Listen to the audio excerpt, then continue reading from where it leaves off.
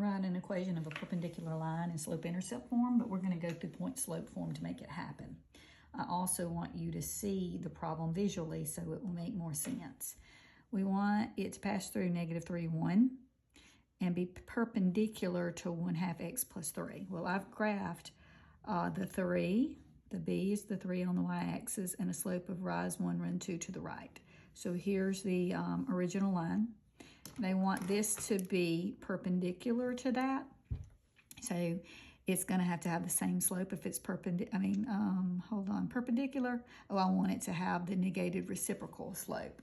So if the slope is 1/2 here, the perpendicular slope would be -2 or -2/1. So flip it and change its sign. So from here, from this point right here, I'm going to fall 2 and run 1 right, or rise 2 and run 1 left. And when I do that, I will get the perpendicular line through that point. So that will be 90 degrees. Okay, so there's the visual of it. All right, so I can use the point-slope formula and then turn it into slope-intercept. And this would be my x1, y1. So I have a template, y minus leave a blank equals leave a blank, parentheses, x minus leave a blank, parentheses. Now, let's take y1 and place a 1 there.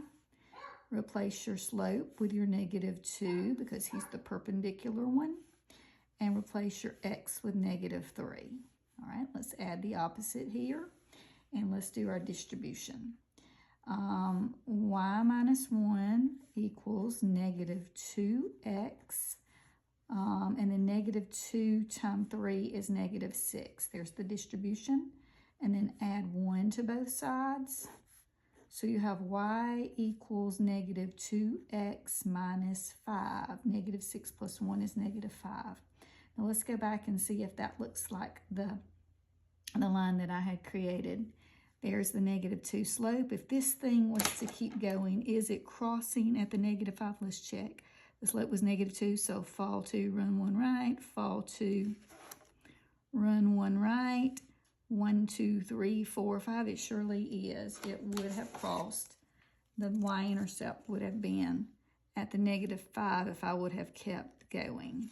So there's the visual of the algebra part.